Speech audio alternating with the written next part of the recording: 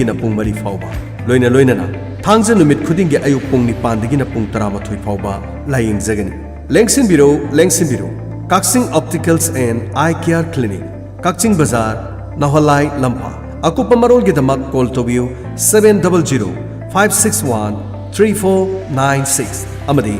8731-916499 ꯂꯥꯌꯦꯡꯖꯔꯤ ꯄ꯭ꯔꯇꯤꯃꯥ diagnostic centre ꯀꯛꯆꯤꯡ ꯕꯖꯥꯔ opposite LIC ꯄꯔꯦꯡꯗ ꯅꯤꯡꯊꯧꯀꯥꯕ ꯅꯨꯃꯤꯠ ꯈꯨꯗꯤꯡꯒꯤ ꯑꯌꯨꯛ ꯄꯨꯡ 10:30ꯗꯒꯤꯅ ꯅꯨꯡꯊꯤꯜ ꯄꯨꯡ 2:30 ꯐꯥꯎꯕꯒꯤ ꯃꯅꯨꯡꯗ ꯃꯦꯗꯤꯁꯤꯟꯒꯤ ꯁ꯭ꯄꯦꯁꯤꯌꯦꯂꯤꯁꯠ ꯗꯣꯛꯇꯔ ꯑꯃꯅ ꯗꯥꯏꯕꯦꯇꯤꯁ, ꯊꯥꯏꯔꯣꯏꯗ, ꯍꯛꯆꯥꯡ ꯆꯣꯛꯊꯕ, ꯆꯥꯅꯤꯡ ꯊꯛꯅꯤꯡꯕ ꯐꯥꯎꯗꯕ, ꯆꯈꯥꯎ ꯅꯥꯕ, ꯄꯨꯛ ꯅꯥꯕ, ꯊꯕꯥꯛꯀꯤ ꯑꯅꯥꯕ, ꯂꯣꯛ ꯈꯨꯕ, BP ꯋꯥꯡꯕ, ꯁꯣꯔ ꯍꯣꯟꯕ ꯅꯨꯡꯉꯥꯏꯇꯕ, ꯈꯣꯡ-ꯈꯨꯠ ꯁꯤꯊꯕ, ꯀꯣꯛꯀꯤ ꯅꯨꯡꯉꯥꯏꯇꯕ, ꯃꯄꯥꯜ ꯊꯣꯛꯄ ꯅꯨꯡꯉꯥꯏꯇꯕ ꯑꯁꯤꯅꯆꯤꯡꯕ ꯃꯈꯜ ꯀꯌꯥꯒꯤ ꯑꯅꯥꯕꯁꯤꯡ ꯂꯥꯌꯦꯡꯖꯔꯤ ꯂꯣꯏꯅꯅ ꯍꯥꯏꯔꯤꯕ ꯃꯐꯝ ꯑꯁꯤꯗ ꯕ꯭ꯂꯗ ꯇꯦꯁꯠ, ꯑꯜꯇ꯭ꯔꯥꯁꯥꯎꯟꯗ, ꯑꯦꯛꯁ-ꯔꯦ, ECGꯅꯆꯤꯡꯕꯒꯤ ꯈꯨꯗꯣꯡꯆꯥꯕꯁꯨ ꯐꯪꯕꯤꯒꯅꯤ ꯂꯥꯌꯦꯡꯐꯝ ꯄ꯭ꯔꯇꯤꯃꯥ ꯗꯥꯏꯒꯅꯣꯁꯇꯤꯛ ꯁꯦꯟꯇꯔ ꯀꯛꯆꯤꯡ ꯕꯖꯥꯔ ꯑꯣꯄꯣꯖꯤꯠ LIC ꯄꯔꯦꯡ ꯍꯦꯟꯅ ꯀꯨꯞꯄ ꯃꯔꯣꯜꯒꯤꯗꯃꯛ ꯀꯣꯜ ꯇꯧꯕꯤꯔꯛꯎ 7005-324795 ꯑꯃꯨꯛꯇꯪꯒ ꯍꯟꯅ 7005-324795 ꯋꯥꯡꯉꯨꯕ ꯄ꯭ꯔꯥꯏꯚꯦꯠ ꯂꯤꯃꯤꯇꯦꯗꯀꯤ ꯃꯥꯏꯀꯩꯗꯒꯤ ꯃꯤꯌꯥꯝꯗ ꯅꯨꯡꯉꯥꯏꯔꯕ ꯄꯥꯎꯖꯦꯜ ꯑꯃꯇꯪ ꯄꯤꯖꯔꯤ ꯃꯗꯨꯗꯤ ꯋꯥꯡꯉꯨꯕ ꯄ꯭ꯔꯥꯏꯚꯦꯠ ꯂꯤꯃꯤꯇꯦꯗꯀꯤ ꯄ꯭ꯔꯣꯄꯔꯇꯤ ꯂꯣꯟ ꯑꯃꯁꯨꯡ ꯕꯤꯖꯤꯅꯦꯁ ꯂꯣꯟꯒꯤ ꯐꯣꯔꯝ ꯊꯥꯕ ꯉꯁꯤꯃꯛ ꯍꯧꯖꯔꯦ ꯁꯦꯀ꯭ꯌꯨꯔꯤꯇꯤ ꯗꯤꯄꯣꯖꯤꯠ ꯂꯩꯖꯗꯦ ꯁꯨꯞꯅꯇꯒꯤ ꯂꯨꯄꯥ 5,950 ꯑꯦꯀꯥꯎꯟꯠ ꯍꯥꯡꯕ ꯌꯥꯔꯒꯅꯤ ꯂꯣꯏꯅꯅ ꯂꯣꯟ ꯑꯦꯗꯚꯥꯏꯖꯔꯒꯤ ꯑꯣꯏꯅꯁꯨ ꯑꯍꯥꯡꯕ ꯄꯣꯁꯠ ꯈꯔ ꯀꯧꯖꯔꯤ ꯁꯦꯀ꯭ꯌꯨꯔꯤꯇꯤ ꯗꯤꯄꯣꯖꯤꯠ ꯂꯩꯖꯗꯦ ꯍꯦꯟꯅ ꯀꯨꯞꯄ ꯃꯔꯣꯜ ꯈꯪꯕꯤꯅꯤꯡꯕꯁꯤꯡꯅ ꯋꯥꯡꯉꯨꯕ ꯄ꯭ꯔꯥꯏꯚꯦꯠ ꯂꯤꯃꯤꯇꯦꯗꯀꯤ ꯑꯣꯐꯤꯁ ꯊꯧꯕꯥꯜ ꯕꯖꯥꯔ ꯑꯆꯧꯕꯗ ꯑꯣꯐꯤꯁ ꯑꯋꯥꯔꯒꯤ ꯃꯇꯝ ꯑꯌꯨꯛ ꯄꯨꯡ 10ꯗꯒꯤꯅ ꯄꯨꯡ 3:30 ꯐꯥꯎꯕꯒꯤ ꯃꯅꯨꯡꯗ ꯂꯥꯛꯄꯤꯗꯨꯅ ꯇꯥꯟꯅꯕꯤꯌꯨ ꯀꯟꯇꯦꯛ ꯅꯝꯕꯔ ꯄꯤꯖꯔꯤ 6009265098 ꯑꯃꯨꯛꯇꯪꯒ ꯍꯟꯅ 6009265098 ꯂꯣꯏꯅꯅ 8787498701 ꯑꯃꯨꯛꯇꯪꯒ ꯍꯟꯅ 8787498701 पुन्ना चामिन थकमिनबा बाथरूम टॉयलेट पुनबा कांगना चिकपा खुद सा सोकनबा लेंगोनबा स्कूल दा क्लासरूम पुनबा अमदी ऑफिस दा थबक पुन्ना सुमिनबदा HIV संदोक्ते HIV और AIDS का सगोनना हिंगलिबा मियोय सिंगबु ताथी ताओइना नत्रगा हंथाना येंगलोइदबनी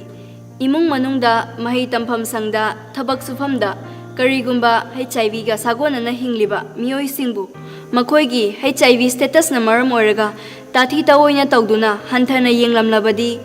HIV and AIDS Prevention and Control Act 2017 की मखादा चैराक फंगबे याय HIV और AIDS की मरमदा खंगजिनबना HIV दगी नाथोपा ngамगनी ngasimak nako AIDS app download तौबियु अमदी सिजिनाबियु HIV और AIDS की मरमदा हेना अकुपा Marol खंगनबगीदमक्ता AIDS toll free number 1097 दा कॉल तौबियु इंग्लिश हिंदी नत्रगा मणिपुरी दा वरी साबा यागनी अवाब फोंदोकचबा अखोई ख्वाइगी इरक्ता तिनबिरंबा श्रीमती निंगोंबम ओंबी तथोतपी देबिना हौखिबा तांग कुन मेरागी 15 पानबा युमसकेशन नुमिता ईश्वरगी खुयादा तिनखरे महाकना मनुंग मतम सादना लैखिदबदा थौबाल निंगोंबम यो गवर्नमेंट कमिटी की माइकैदगी थमोय सोकना नुंगाइतबा फोंदोकसरी अमदी लैखिद्रबिगी थवाइना मपुगी लैकोलदा इंगना चिकना लैबा ओइरसनु हाइना थौनिजरी अमदी इमुंग मनुंगी अवाबदसु सरुक याजरी अवाब फोंदोकचरीबा थौबाल निंगोंबम यो गवर्नमेंट कमिटी नुंग तुम्हले ईश्वर की मंगताक अमदगी नुंग 27 mm की मथक्ता लेबा फावबदा संगायुंफम नुंगफौ पखा बेमदा लेबा सनाहलगी मना मसिंग सेंबा हिदाक थकपदगी नुंगसिंग पुंगतुम तुमहंदुना फहनबा ngamle मसिंगा किडनी इसिंग कोमदा लेबा नुंगसिंग तुमहंदुना माई पाकना लायिंगबा ngamle नुंग लेबा सिंगना अमुक्तंग सांगिंग तौथोकपियु अकोपा मरोल की दमक कॉल तौबिरो 9366752158 अमुक हना 9366752158 लायंग जरिबा सनाहल संगायुंफम नुंगफो पखाम मेम सनाहल गिनुंगी हिदाक थलुबदगी फक्रब मियोइसिंगदी बाला कारिमिखो हेमाचंद्रा थौबाल किया जुगिंद्रो संगाइखो बिनोय खांगबो मखालेकाय खुंदोंबम शांता खांगबो खुनौ गोजेन थौबाल नोंगाखो नबा Kakching Sri Sri Gaurachandraya Namaha Purvashramda Aikoi Khwaigi Irakta Tinbiramba Sri Shapam Ibomsa Singhana Magi Nungsijaraba Imung Manung Sagai Natai Khwai Pumnamakpu Thadoklamlaga Haukiba Tang Taramapan Tha Tara Englishing Ani Kungamatoi Meragi Tara Marini Panba Leibak Pokpa Numitta Sri Gurugi Kripadagi Base Olaga Bisambar Das Sri Ratna Manjuri Haiba Nam Phangjaraduna Vrindavan Prapti Oikre Lagliba Tang Kungamari Tha Tara Englishing Ani Kungamatoi Meragi Tara Mapani Panba Nongmaijing Numita Asti Sanjay Lokhatjaraga Lakliba Tang Ahom Tha Taramatoi Englishing Ani Kungamathoi Meragi Kunganipani Panba Yumjakesha Numita Sarada Din Thokli Numit Asida Laikhidrabagi Atma Santi Damak Ngamjaba Hai Laikhradang Sri Sri Gaurachandra Mahaprabhu Charanda Katchagadauri Upalakhya Sida Brahman Vaisnav Ahalaman Marup Mapang Amadi Ichechal Khwai Khibikna Matam San Lengbirakuna Harinam Saraban Tawbiranaba Khanghanjari Thauram Asi Ayuk Taloishan Jagani Khanghanjari Ba Srimati Sapam Ombi Kundalai Devi Loinabi Sri Sapam Nityai Singh Machanupa Sri Sapam Bhuvon Singh Machanupa Sri Sapam Nilakumar Singh Elais Ingo Machanupa Sri Sapam Itomsa Singh Machanupa Sapam Laibung Laikai Lahingzari Nomaizing Khudingi Manipur Oina Amatangairaba Maming Leiraba Afaba Doctor Orthopedic Surgeon Joint Replacement Hariba Sigi Doctor Asiling Biraktuna Kwang Naba Khu Naba Tang Tang Chikpa Saru Tekpa Saru Patharakpa Makal Khudingi Sarugi Anaba Amasung Singli Nauri Mapangal Sontharakpa Loina Loinana Sel Yam Tingna Mapale Bakta Chaludraba Suyaraba Knee Replacement Hip Replacement Hariba Sing Asitobagi Kudong Chaba Sufanglaba Aduguma Doctor Asiling Biraktuna Layimgi Kudong Chaba Fangiragani Ayuk Pung Nipandagina Pung Tara Fawada Kudong Chaba Si Pizari Maphamna Daniel Medical Store Kaksing Supermarket Mobile number 9856 245265 Amukana 9856 245265 Lengsin Biraksi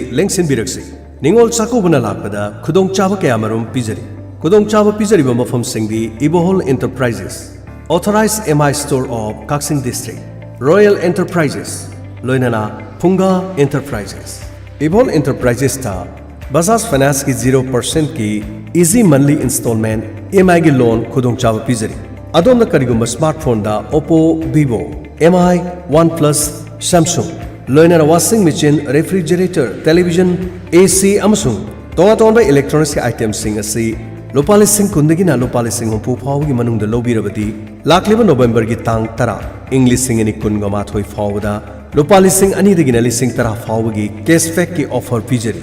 हारिबा खुदोंग साबसे Kakching दगी kilometre कुन फावगी अकोइबदे लेरिबा सिंगदा खुदोंग साबसे पिजरी अदोम अदोम अमुक्तंग लिंगबिरक्तुना terms अमसुंग conditions सिंग असे apply तोबियो इबोल enterprises की ओइना 7005423735 royal enterprises की ओइना 7005793378 लोइना फुंगा enterprises की ओइना 8787682335 अदोम अदोम अमुक्तंग लिंक्सिन बिरक्तुना खुदोंग चाबा कया पिजरिबसे ngasi mak lobiu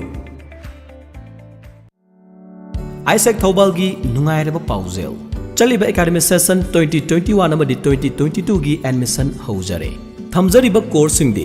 Isaac Academy for IT and Management da PG DCA 1 year course DCA 1 year course amadi CCA 6 months course loina na short term coursing su thamjari Isaac Academy for Teachers Training gi damak Diploma in Nursery Teachers Training DNTT Chahi amagi course tamnanabagi khudongchaba thamjari Isaac Thaubalna thamjariba khudongchaba singdi one computer one student loina na printed study materials singsu pijagani Wi-Fi campus oibata natana free internet ki khudongchaba su thamjari masita natana moral personality development amasung motivational class ki khudongchaba su thamjari loina na hena nungaijari badi COVID-19 के pandemic की येंगलगा course fee दसु discount तौजगने Isaac Thobal द तमिनिंग ब महिरोई सिंगना online amadi offline द admission तौनना बगी खुदोंचाबसु थमजरी online admission की दमक www.huritech.in द login तौबियु अमुक्तंग हन्ना निंगसिंगजरी अइकोगी website www.suritech.in हाइडिबो website असिदा login तौबिदुना online के through द admission तौबिबा यागने loina na khanghanjaba mana COVID-19 की पैंडेमिक मतम ओइबना स्ट्रिक्ट SOP के लोइनना 50% सीट कैपेसिटी खक्तमा लौजगनी हाना लाको महिरोइ सिंगदा हेन खुदोंग चाबसिंग थमजरी हेना कुपमनो की दमक ngasi लेंगसिन बिरौ आइसेक थौबाल वांग मताबा पार्किंग नत्रगना आइखोगी कॉन्टैक्ट नंबर 7005356020 अमुक्तंग हन्ना 7005356020 हाइरिबा नंबर सिदा कॉन्टैक्ट तौबिरपसु यागनी खंगन जरिबा Isaac Thoubal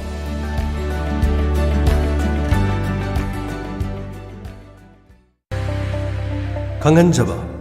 Imphal east boxing trial पांथोकजरगनी लाक्लिबा नवंबर की तांग कुनगनी थोइदिगिना नवंबर की तांग कुंथ्रा फावदा कुमलंपाक बॉक्सिंग एरेनादा पांथोकदोरिबा स्टेट लेवल बॉक्सिंग चैंपियनशिप 2021 दा सरुक यानबगिदमक्ता इम्फाल ईस्ट की टीम सेमननबा ट्रायल सेलेक्शन अमा लाक्लिबा अक्टोबर की तांग कुंथ्रा सब जूनियर अमसुंग सीनियर की अमदी नवंबर की तांग कुंथ्रा माथोइदा जूनियर अमदी यूथ की ओइना पांथोकलगनी अकुप वारोल की दमा मोबाइल नंबर 81119850 दा पाव फाउबियु अमुकहना 81119850 आरिबा नंबर सिदा पाव फाउबियु ट्रायल फी सुमनतगी लुपा चामा खक्तनी लाको मतमदा पुंग हुंबुदरानी थोगी कोविड की टेस्ट तौबगी चे याउबिरकदबनी MABA दा रजिस्टर तौबा बॉक्सर ओबिगदबनी रिम्स नत्रगा जेनिम्स न पीबा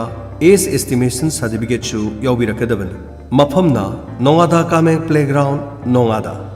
अयुक पुंग तरे खंगन जरिबा PH Sanabiten Singh assistant secretary Imphal east district amateur boxing association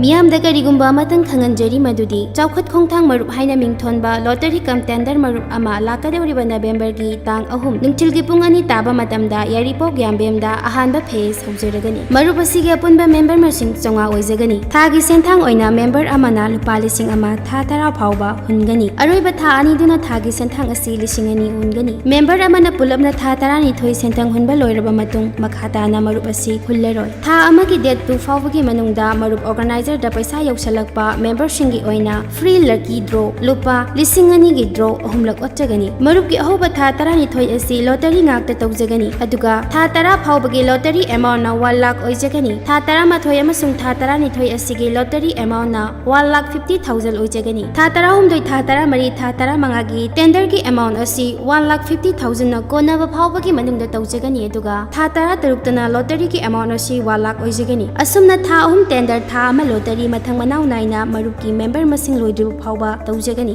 agent ओइबिनिंग बसिंगी सु खुदोंग चाबा पिजेरी एजेंट अमना मी 35 पुथोकपा ngamlabadi फ्री मेंबरशिप एजेंट अमना मी 30 पुथोकपा ngamlabadi फ्री मेंबरशिप प्लस 2000 था ट्राइथोय एजेंट अमना मी 50 पुथोकपा ngamlabadi free membership plus 1 electric scooter अकुप मरोल खंगबिनिंग बसिंगना मखादा पिरिबा कॉन्टैक्ट नंबर असिदा कॉल तौबियु 8118945765 नत्रगा 8132021546 नत्रगा 7827064495 अमुक्का हना 8118945765 नत्रगा 8132021546 नत्रगा 7827064495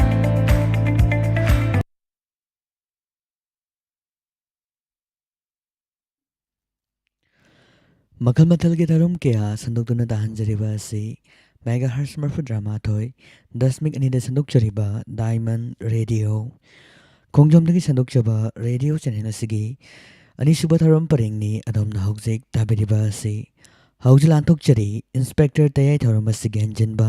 चनी कुनसुबा तांकक तामिनसे लाक्ले लाक्ले मसीदा लाक्पा वाकत अखोइना लौजबा ngamjaro चनीगा 18 सुबगी मखा मनिबतो नंगु चकलामद्रो हा नंगु चकलामद्रो अइदी चक चागे ने लाकनी पंगन कनबा कोइचेन चेनबा ngamba कोइचत चतपा ngamba आई पाउबा चकलामे नंग चकलामद्रि ब्रो यानी दबे ओए नोइ चखगै तमना दुम आइगी चाकसरो दुम पिरकनिए इतेमना पिरकबदो आई अदुम चागे यानिए स्पून नमा हापगा अदुम कोलगा चाबा हैये दो हा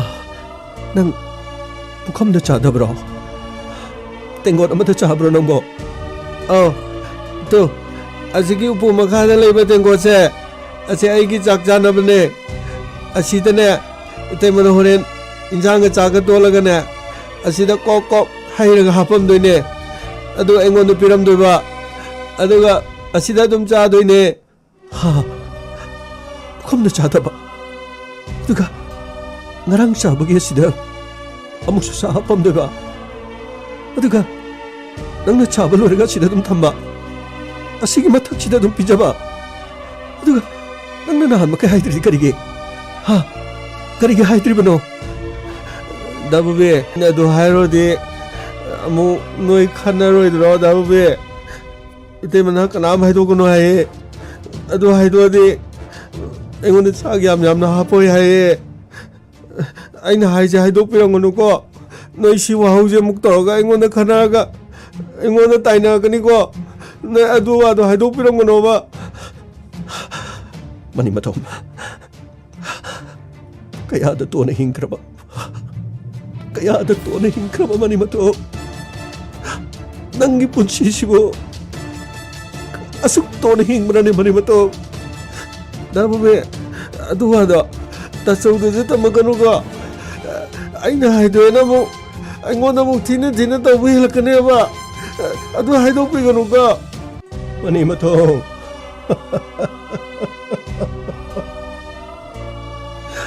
Nangdi uthokna nungaina leire ko mani mato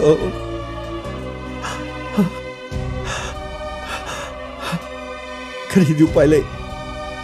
upai le ai bu kayam koina nang gesing mo phibam sigeng do na lekhini ai bu huligli ma leiraga ꯑꯩꯒꯤ ꯏꯅꯥꯎꯁꯤ ꯄꯤꯊꯛꯂꯒ ꯑꯗꯨꯒ ꯑꯩꯁꯨ ꯊꯛꯆꯜꯂꯒ ꯏꯇꯩꯃꯒ ꯇꯥꯆꯧꯒꯗ ꯌꯦꯠꯇꯅꯕ ꯑꯩꯕꯨ ꯇꯧꯔꯁꯤꯔꯥ ꯃꯅꯤ ꯃꯇꯣ ꯗꯥꯕꯕꯤ ꯍꯥꯏ ꯀꯩꯗꯧꯔꯦ ꯀꯝꯅ ꯂꯥꯎꯅꯗꯅ ꯇꯧꯁꯤ ꯀꯩꯗꯧꯔꯒꯦ ꯊꯝꯃꯣꯆꯣ ꯀꯔꯤꯁꯨ ꯇꯧꯗꯦ mani matunga wari khara som sanaramani tabe nang thabak sa tobo de chalo sida kuina leno kaigino mani matum nang na noi dabo bi tale kaigino tamja kaisi tawde ma thabo ma chane habne ba adigi chalo na sum habne ngakho nakhoibu yum asida na temanaga thina tobro ha nungai tabale reso ingondo loina hayo नखोइना सिनानाव नि वनसिनरगा कपसिबो नाखोने अखोइ हुमसि अखोइ सिनाव ने हबसि नोइ कावरब्रने हा इमुंग असिदा सेन्थोकपुदि खजिक्तंग नेमेको अदुबो आइ ngamnabudi honari-dana ha नखोइ करिना निंग थुंगदब लेरगे तमसो करिमता निंगबा थुंगदब लेतेदा तमसो मदि तेमन होनबिरिबा मयामसे अखोइ लोइना खंगजे आइसु सेलमता थोक्त्रे अदुगा अखोइगी नाउमनि मतुमना इमुंग असिदा मागिसु सेबा तौबसि अखोइ तेमसु यामना वाजरबन अदा इसे नाउ सुम उनसिनदना सुम कमिनरमनि द तमसो नखोइगिसे करिनोमा लेबा माल आइगी वादिने दोंग हाइगदब नंगाइ तब लेरेदना एंगोंदा ससर हाइगदब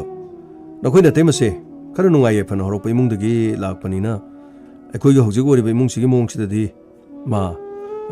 मथवाइदि खर पेंजद्रबन अदुने मा अदुम फरकनी सिबु माना ngamdrina chenba yabrane ha अखोइ म्याम होनरी अदो आई वाहिगे निंगबा थुंगदबा अदुगा नुंगाइ तब लेबा हाइबसे अखोइ ताइबंग मियोबगी हौना सान पुनसिगी खोंगचत दुम यावरबनी कनासु नुंगाइ याफन लेबा मिसुने लोइना मुक मनिंग थुंगदबा इमुंग मनुंग दंगनबा से दुम थोइको नखोइना तेमगी वाहाइ वतादने नबुनु नुसीदना ओनसिनदना कप्तना खोटपा आई मदु पामदे आइगोंदा करिनो हाइबदो इगोंदा हाइगदबनिको मनिमतो नंबु चाक चारब्रो तमजा आई चाक चाद्रिये ओ नतेमदा हारगे साकदो आई याम थुनने नंगी सरो हाना पिहना बोहनरगे यानी तमजो हाना दुम जाबियो आई चाक थोइना लामदिये 호렌 이때문에 좀 삐럭보다 좀 짜게 아니에. Mani matu nanggi hana sa thokodabani ne. Nanggi chaba loraga horen na temadu gyan ta na chaba na phatro. Ma hana sa thorani nanggi awara pa ma horen hapto option to buda se ai hage. Prabha o kari tau birage sak ka mato loijadriye sak mai thagat pada ngari imung manung da ne sak chana ba mi yamna la amani ai khangi ngahak tang ngai biyo hayo som da imung manung da ne sak thong magi thoram yamna chathajariye hauji ki dena nai chakhom da gi thokpa ngamjadriye Prabha kari nu ni nang gi wadu bo angangcha sak loidri male ko sak tu khara thunu loina ba ai hairo rage adugane Bobby lai ngai tu sak tu sa thoga nang thabok chakada bale su chalo tamso ai sak lamdri tamso ai thabok to hana sa saru rage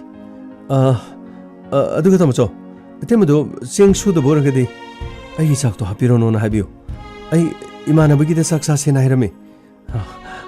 ai adu hana cha thok charo rage tamso ai Bobby nate mano je harak pudu da sak charo ro hariro ai nate mari mahuksa de gi asmani su ngang le dena mabuk da tikar suli bana tine tamso adu gi nati ai imana baga sak sa se na ai hainer mani ai makhoi da charo rage phare adoraga mani mato sak tu ngak tangai ro ko ai khara thuna ba ai sakhum da sangchang ge yani tamjo ai chalam di tamjo horen loire kanda dum tamna chajage tamjo yade ai yam thunu loisan mo hona halage ko masi gi no pi si wangang sangang tin maru lama ai bu tawri si boy bo mani mato ai thoki ge ado nang phajana leram ko ai thabok suba mafam amane ai yamna kana thiri thabok suba madu dagi paisa hana khara phanglabadine ai nangi awara pa adugane nangna sak lamu matam da sabai haba polam mafam asida ai box ama pik thana thamki aduga nangna lamlaba sumadu dagi lokthok ga chana na ba dabobe ai asapo gam da saning di dabobe gi thabak to phajana adum yengo dabobe ai chak khar khajai je ai sidagi na kaim chaning di dabobe mani mato ai khange aina matik chadabagi inaubu nungai na lehen bangamtre imaga pabung su leijaram labadi khajik tang chu phagadaban mapok thina su tamida ko phare ai chaluki ge ko nang phajana leram ko haida bobe hone na thenga kanu ko matam yam phatte habado da bobe yumna horenga na halo ko hoi ai chaluki ge sir Santos kare hage sir hojiksi maibasi juma su court puthokri aduga ngarang gi numaina pan ki basing ado makoi gi phibam su khara phatri mali sir yengba tare dana no chango pani sir sumai tokse ngarang gi asok pani du gi makoi gi statement amawali aduga madu he loibaga hauju phaduna thamiba custody de lei basing ase hayeng gi tangai phadana makoi hana court puthokpama aduga soli basing aduna makoina kolagasu mafam asida custody de kuina thamba yar aduga maiba gambir mahakidi loina mak loiraban court pu thoga tangai phadana mahaki phongbam thokpa chera do korna pirakpa madugi rai du gi matungina akoina ngai batare dana phanisha rajet maiba gi mahaki statement che sang puna mak charge sheet loina lore ko lore sir yamna fare kaino ngasidi gangmai udena krai sakre sir ngarang na handagi dance to budu da phamung dor keno kundana lewi kaino haisibo dance to phamung du kuleisibo sir masadu nungai tin hai kaino ne mabu dance tu yamna pam dai ne nikhibena karino maga pisaka para niktero khotna tori dubo nate lehauga leri jalo matang go phata basida ne kundana le hai hida goli pijana phata phatro sir adugi dina thi sir sir lakpulai sir sir komta changjarage sir haima kaidole changone dum changne sir karino sia sangai du kaidorage sir karino yoksang manungda taban jongmoda phaibak thokpudu ga cham manari de sir ꯅꯍꯥꯟꯒꯤ ꯆꯣꯡꯕꯗꯤ ꯅꯠꯇꯕꯅꯤꯅ ꯁꯥꯔ ꯑꯁ ꯀꯔꯤꯅꯣ ꯑꯩꯅ ꯃꯌꯥꯝꯗꯒꯤ ꯈꯔ ꯀꯥ ꯍꯦꯟꯅ ꯆꯣꯡꯉꯨꯔ ꯃꯥꯜꯂꯦ ꯁꯥꯔ ꯈꯣꯡꯗꯒꯤ ꯈꯨꯠꯇꯒꯤ ꯁꯦꯒꯥꯛꯇꯒꯤ ꯄꯥꯝꯕꯣꯝꯗꯒꯤ ꯐꯩꯒꯟꯗꯒꯤ ꯑꯁ ꯀꯝꯂꯥꯛꯇꯒꯤ ꯀꯔꯤꯅꯣ ꯁꯥꯔ ꯑꯩꯅ ꯅꯤꯛꯇꯕ ꯃꯐꯝ ꯑꯃꯠꯇ ꯂꯩꯇꯦ ꯁꯥꯔ ꯉꯛꯁꯝꯒꯥꯏꯁꯨ ꯂꯣꯏꯅ ꯅꯥꯔꯦ ꯑꯩꯅ ꯍꯨꯔ ꯎꯪꯕꯗ ꯑꯁ ꯈꯨꯠꯁꯤꯁꯨ ꯌꯥꯗ꯭ꯔꯦ ꯁꯥꯔ ꯑꯦ ꯑꯗꯨꯗꯤ ꯈꯔꯒ ꯆꯣꯡꯁꯤꯜꯂꯣ ꯈꯔꯒ ꯅꯤꯛꯁꯜꯂꯣ ꯈꯔꯒ ꯆꯣꯡꯁꯤꯜꯂꯣ ꯑꯗꯨꯒꯅꯦ ꯊꯤꯟꯗꯣꯛꯄꯁꯤꯡꯗꯣ ꯂꯣꯏꯅ ꯐꯈꯤꯅꯤ ꯄꯥꯈꯪ ꯃꯆꯥ ꯑꯃꯇꯅꯦ ꯌꯥꯎꯁꯪ ꯃꯅꯨꯡꯗ ꯊꯥꯕꯜ ꯑꯍꯥꯟꯕ ꯆꯣꯡꯉꯨꯕꯗ ꯃꯐꯥꯏꯒꯟ ꯃꯊꯤꯕꯣꯡ ꯊꯣꯛꯏ ꯑꯗꯨꯒ ꯂꯣꯏꯅ ꯊꯤꯟꯗꯣꯛꯑꯦꯗꯅ ꯊꯥꯕꯜ ꯆꯣꯡꯕ ꯆꯠꯇꯕꯗꯤ ꯑꯝꯇ ꯌꯥꯎꯗꯕꯅꯤ ꯆꯣꯡꯉ ꯑꯗꯨꯝ ꯐꯔꯛꯈꯤꯕꯅꯤ ꯅꯪꯁꯨꯅꯦ ꯐꯖꯅ ꯆꯣꯡꯁꯜꯂꯣ ꯊꯥꯔꯒ ꯍꯥꯟꯅ ꯆꯣꯡꯕ ꯆꯥꯡꯗꯣ ꯍꯥꯟꯅꯒꯤ ꯄꯨꯡꯐꯝꯁꯤꯡꯗꯨꯗ ꯑꯗꯨꯝ ꯂꯦꯞꯇꯅ ꯑꯗꯨꯝ ꯆꯣꯡꯉꯣ ꯑꯁ ꯀꯔꯤꯅꯣꯗ ꯁꯥꯔꯅ ꯇꯥꯛꯄꯤꯔꯤꯁꯤꯕ ꯁꯥꯔ ꯍꯥꯟꯅꯒꯤ ꯅꯥꯔꯤꯉꯩ ꯃꯊꯛꯁꯤꯗ ꯑꯃꯨꯛ ꯆꯣꯡꯁꯤꯜꯂꯒ ꯁꯥꯔ ꯑꯩꯕꯨ ꯑꯃꯨꯛ ꯃꯇ꯭ꯔꯪ ꯀꯥꯍꯟꯅꯕ ꯊꯕꯛ ꯁꯥꯔ ꯑꯁꯦꯡꯕꯅꯤꯅ ꯑꯩꯅ ꯍꯥꯏꯁꯦ ꯒꯝꯃꯦ ꯆꯣꯡꯉ ꯐꯔꯛꯀꯗꯧꯅꯤ ꯅꯍꯥꯟ ꯃꯈꯩ ꯆꯣꯡꯗꯕꯗꯨꯅ ꯊꯤꯟꯗꯣꯔꯛꯂꯤꯕꯅꯤ ꯈꯔ ꯆꯣꯡꯉꯒ ꯑꯗꯨꯝ ꯐꯔꯛꯀꯅꯤ ꯌꯥꯝꯅ ꯀꯟꯅ ꯆꯣꯡꯗ꯭ꯔꯒꯁꯨ ꯅꯣꯡꯃꯒꯤꯅꯦ ꯈꯖꯤꯛꯇꯪ ꯑꯗꯨꯝ ꯆꯣꯡ ꯑꯗꯨꯝ ꯃꯁꯥ ꯃꯊꯟꯇ ꯐꯔꯛꯀꯅꯤꯀꯣ ꯁꯥꯔꯅ ꯍꯥꯏꯕꯤꯔꯤꯁꯤꯕꯨ ꯑꯆꯨꯝꯕ ꯑꯣꯏꯕ ꯖꯥꯠꯂꯦ ꯁꯥꯔ ꯑꯁ ꯑꯩꯗꯤ ꯆꯣꯡꯕꯕꯨꯗꯤ ꯁꯥꯔ ꯑꯗꯨꯝ ꯆꯣꯡꯅꯤꯡꯕ ꯃꯥꯒꯤꯗꯨꯗ ꯀꯔꯤꯅꯣꯝꯃ ꯌꯥꯎꯔꯤꯅꯦ ꯁꯥꯔ ꯃ꯭ꯌꯨꯖꯤꯛꯇꯨ ꯊꯥꯔꯛꯄꯗꯀꯣ ꯁꯥꯔ ꯏꯁꯥꯁꯦ ꯆꯣꯡꯗ꯭ꯔꯤꯉꯩꯗ ꯏꯁꯥꯒꯤ ꯄꯥꯝꯕꯣꯝꯁꯦ ꯁꯨꯃꯥꯏꯅ ꯇꯧꯔꯒ ꯁꯥꯔ ꯁꯨꯃꯥꯏꯅ ꯇꯧꯔꯒ ꯑꯗꯨꯝ ꯆꯣꯡꯕ ꯁꯥꯔ ꯑꯗꯩ ꯉꯥꯏꯍꯥꯛ ꯂꯩꯔꯒ ꯈꯨꯅꯤꯡꯁꯦ ꯑꯃꯨꯛ ꯌꯥꯎꯕ ꯁꯥꯔ ꯑꯗꯒꯤꯗꯤ ꯁꯣꯝꯒꯤꯁꯨ ꯑꯃꯨꯛ ꯑꯣꯏꯁꯦ ꯑꯃꯨꯛ ꯌꯥꯎꯋꯤ ꯌꯦꯠꯁꯦ ꯑꯃꯨꯛ ꯌꯥꯎꯋꯤ ꯑꯗꯒꯤꯗꯤ ꯈꯣꯡꯁꯦ ꯑꯃꯨꯛ ꯁꯥꯔ ꯁꯨꯃꯥꯏꯅ ꯑꯃꯨꯛ ꯁꯥꯔ ꯑꯃꯨꯛ ꯇꯧꯕ ꯁꯥꯔ ꯁꯤꯗꯒꯤ ꯁꯨꯃꯥꯏꯅ ꯑꯗꯒꯤ ꯁꯨꯃꯥꯏꯅ ꯇꯧꯔꯒ ꯁꯥꯔ ꯉꯥꯏꯈꯣꯅꯦ ꯀꯥꯃꯩ ꯀꯔꯤꯅꯣꯅꯦ ꯅꯪꯕꯣ ꯃꯇꯧ ꯇꯝꯕꯗ ꯆꯣꯡꯉꯤꯗꯨꯕꯣ ꯑꯁ ꯀꯔꯤꯅꯣꯃ ꯇꯧꯈ꯭ꯔꯦ ꯁꯥꯔ ꯀꯝꯂꯥꯛꯁꯤ ꯁꯥꯔ ꯃꯔꯤꯟ ꯆꯠꯄ꯭ꯔꯥ ꯀꯩꯅꯣꯝꯃ ꯇꯧꯈ꯭ꯔꯦ ꯄꯔ ꯂꯥꯎꯕ ꯑꯃ ꯌꯥꯎꯈ꯭ꯔꯦ ꯁꯥꯔ ꯅꯪꯅ ꯊꯋꯥꯏ ꯌꯥꯎꯖꯔꯤꯗꯨꯒ ꯅꯪꯅ ꯉꯝꯃꯕꯨ ꯃꯦꯗꯝ ꯇꯝꯐꯥꯗ ꯆꯣꯡꯃꯤꯟꯅꯁꯤ ꯒꯥꯏꯅ ꯇꯌꯥꯏꯒ ꯃꯦꯗꯝꯒ ꯃꯥꯡ ꯊꯥꯕꯤꯌꯨ ꯑꯩꯈꯣꯏ ꯇꯨꯡꯗ ꯆꯣꯡꯉꯛꯀꯦ ꯒꯥꯏꯅ ꯑꯁꯦꯡꯕꯅꯤ ꯁꯥꯔ ꯁꯥꯔꯅ ꯑꯃꯨꯛꯇꯪ ꯆꯣꯡꯕꯗꯨ ꯌꯦꯡꯅꯤꯡꯕꯅꯤ ꯁꯥꯔ ꯁꯥꯔꯗꯤ ꯁꯨꯡꯆꯣꯡꯁꯨ ꯆꯣꯡꯗꯦ ꯑꯗꯨꯒ ꯍꯩꯕ꯭ꯔꯥ ꯍꯩꯇꯕ꯭ꯔꯥ ꯍꯥꯏꯁꯨ ꯈꯪꯅꯤꯡꯕꯅꯤ ꯁꯥꯔ ꯑꯩꯈꯣꯏꯅꯁꯨ ꯑꯩꯈꯣꯏꯗꯗꯤ ꯃꯁꯥ ꯐꯅꯕ ꯆꯣꯡꯉꯨ ꯍꯥꯏ ꯑꯗꯨꯒ ꯁꯥꯔꯗꯤ ꯁꯨꯡꯆꯣꯡꯁꯨ ꯆꯣꯡꯗꯦ ꯒꯥꯃꯩ ꯑꯩꯗꯤ ꯑꯌꯨꯛꯇ ꯍꯧꯒꯠꯂꯒ ꯑꯩꯗꯤ ꯊꯧꯔꯤ ꯆꯣꯡꯉꯤ ꯀꯣ ꯊꯧꯔꯤꯗꯨ ꯌꯥꯝꯗ꯭ꯔꯕꯗꯅꯦ ꯁ꯭ꯇꯦꯞ 100 ꯑꯩ ꯑꯌꯨꯛ ꯍꯦꯛ ꯍꯧꯒꯠꯄꯒꯅ ꯑꯩꯅ ꯁꯨꯃꯥꯡꯗ ꯆꯣꯡꯉꯤꯁꯤ ꯑꯗꯨꯒ ꯑꯩꯅ ꯃꯐꯝ ꯑꯁꯤꯗ ꯂꯩꯔꯕꯁꯨ ꯅꯈꯣꯏ ꯍꯧꯒꯠꯇ꯭ꯔꯤꯉꯩꯗꯅ ꯑꯩꯅ ꯍꯧꯒꯠꯂꯤꯗꯣ ꯑꯗꯨꯕꯨꯗꯤ ꯈꯪꯕ ꯁꯥꯔ ꯊꯧꯔꯤ ꯆꯣꯡꯕꯒ ꯁꯥꯔ ꯗꯥꯟꯁ ꯖꯨꯝꯕꯥ ꯆꯣꯡꯕꯒꯗꯤ ꯃꯥꯟꯅꯗꯦꯗ ꯁꯥꯔ ꯀꯩꯅꯣꯅꯦ ꯒꯥꯃꯩ ꯅꯪ ꯍꯥꯏꯗꯨꯕꯣ ꯆꯣꯡꯕ ꯍꯥꯏꯕꯗꯤ ꯏꯁꯥꯁꯦ ꯐꯟ ꯆꯣꯡꯉꯗꯤ ꯍꯨꯃꯥꯡ ꯇꯥꯏꯗꯅ ꯑꯗꯣ ꯂꯦꯞꯄꯒ ꯃꯐꯝ ꯑꯃꯗ ꯊꯧꯔꯤ ꯍꯥꯏꯔꯒ ꯁꯨꯝ ꯆꯣꯡꯕꯁꯤꯁꯨ ꯌꯥꯝꯅ ꯐꯩ ꯏꯁꯥ ꯁꯥꯒꯠꯂꯤꯅꯤ ꯍꯨꯃꯥꯡ ꯇꯥꯍꯜꯂꯤꯅꯤ ꯁꯤꯁꯨ ꯑꯗꯨꯝ ꯐꯩꯌꯦ ꯑꯁ ꯁꯥꯔ ꯊꯧꯔꯤ ꯆꯣꯡꯕꯗꯨꯗꯤ ꯁꯥꯔ ꯁꯨꯝ ꯆꯣꯡꯉꯒ ꯁꯥꯔ ꯋꯥꯔꯛꯄꯅꯤꯅ ꯁꯨꯝ ꯕꯤꯠ ꯂꯩꯇꯕ ꯁꯥꯔ ꯑꯗꯨꯒ ꯁꯥꯔ ꯁꯤꯒꯤ ꯖꯨꯝꯕꯥꯒꯤꯁꯤꯗꯤ ꯁꯥꯔ ꯑꯁ ꯀꯔꯤꯅೋ ꯃꯈꯣꯏ ꯅꯍꯥꯟ ꯃꯇꯩ ꯃꯅꯥꯎ ꯁꯥꯕꯗோ ꯃꯈꯣꯏ ꯑꯅꯤꯅ ꯑꯁ ꯀꯔꯤꯅꯣ ꯂꯦꯡꯖꯨꯝꯒ ꯇꯧꯔꯒ ꯁꯨꯃꯥꯏꯅ ꯇꯧꯔꯒ ꯑꯁ ꯃꯅꯤꯡꯒꯗꯤ ꯁꯨꯃꯥꯏꯅ ꯈꯦꯠꯅꯔꯒ ꯁꯨꯃꯥꯏꯅ ꯇꯧꯔꯝꯕꯗꯨꯗꯤ ꯁꯥꯔ ꯑꯁ ꯃꯗꯨꯗꯤ ꯀꯔꯤꯅꯣ ꯃꯣꯏ ꯗꯥꯟꯁ ꯇꯧꯕꯗꯨꯗꯤ ꯃ꯭ꯌꯨꯖꯤꯛꯁꯨ ꯃꯈꯣꯏꯅ ꯗꯥꯟꯁ ꯇꯧꯕꯗꯨꯁꯨ ꯑꯅꯤꯗꯣ ꯄꯨꯟꯁꯜꯂꯒ ꯄꯨꯂꯞ ꯌꯦꯡꯕ ꯅꯨꯡꯉꯥꯏꯕꯒꯤ ꯋꯥꯅꯤꯗ ꯁꯥꯔ ꯍꯣꯏꯅꯦ ꯑꯗꯨꯅ ꯃꯈꯜ ꯑꯃꯅꯤꯗꯅ ꯑꯗꯨꯕꯨ ꯖꯨꯝꯕꯥꯁꯨ ꯐꯩ ꯊꯧꯔꯤ ꯆꯣꯡꯕꯁꯤꯁꯨ ꯐꯩ ꯍꯥꯏꯕꯅꯤꯗ ꯑꯗꯨꯕꯨ ꯁꯥꯔ ꯊꯧꯔꯤ ꯆꯣꯡꯕ ꯐꯠꯇꯦ ꯍꯥꯏꯕꯒꯤ ꯅꯠꯇꯦꯗ ꯁꯥꯔ ꯁꯥꯔ ꯖꯨꯝꯕꯥꯒꯤ ꯈꯦꯠꯅꯕ ꯑꯃꯁꯨ ꯂꯩꯌꯦ ꯁꯥꯔ ꯀꯔꯤꯅꯣ ꯃꯣꯏ ꯅꯨꯄꯤ 20-30 ꯇꯧꯔꯒ ꯅꯨꯄꯥꯁꯤꯡꯅ ꯅꯥꯀꯟꯅ ꯂꯩꯔꯒ ꯁꯥꯔ ꯅꯨꯄꯤꯁꯤꯡꯗꯨꯒ ꯄꯨꯟꯅ ꯆꯣꯡꯃꯤꯟꯅꯕꯗோ ꯑꯁ ꯑꯗꯨꯅ ꯍꯦꯟꯅ ꯅꯨꯡꯉꯥꯏꯗꯧ ꯃꯥꯜꯂꯤꯗ ꯁꯥꯔ ꯒꯥꯡꯃꯩ ꯅꯪꯒꯤꯗꯨꯗꯤ ꯖꯨꯝꯕꯥ ꯃꯥꯟꯓꯜꯂꯛꯇ꯭ꯔꯦ